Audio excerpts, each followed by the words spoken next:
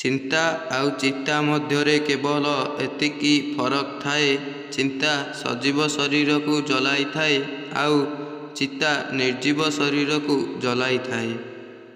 ପରିବର୍ତ୍ତନ ହେଉଛି ପ୍ରକୃତିର ନିୟମ। ସେଥିପାଇଁ ଯାହା ଚାଲିଗଲା ତା ପଛରେ ସମୟ ନଷ୍ଟ କର ନାହିଁ। ଯାହା ତୁମ ପାଖରେ ଅଛି ତାକୁ ସବୁବେଳେ ନିଜର କରିବାକୁ ଚେଷ୍ଟା କର। ପ୍ରେମ କେବେ ବି ତାକୁ କର ନାହିଁ ଯାହାକୁ ତମେ ଚାହୁଁଛ। ପ୍ରେମ ତାକୁ କର ଯିଏ ତମକୁ ସଚ୍ଚ ହୃଦୟରୁ ଚାହିଁଥାଏ। କେବଳ ଦୁଇଟି କାରଣରୁ ମଣିଷ ତା'ର ସବୁ ସମ୍ପର୍କ ହରେଇ ଦିଏ। ଗୋଟିଏ ହେଲା ଭୁଲ ବୁଝାମଣା ଆଉ ଦ୍ୱିତୀୟଟି ହେଲା ରାଗ ଅଭିମାନ।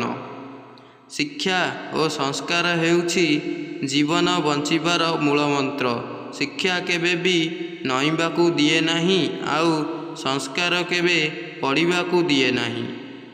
ମଣିଷ ଘର ବଦଳାଇଥାଏ ଆଉ ବସ୍ତ୍ର ବଦଳାଇଥାଏ ଆଉ ସମ୍ପର୍କ ବି ବଦଳାଇଥାଏ, ତଥାପି ସେ ସବୁବେଳେ ଦୁଃଖୀ ରହିଥାଏ, କାରଣ ସେ ତା'ର ସ୍ୱଭାବ ବଦଳାଇ ନଥାଏ।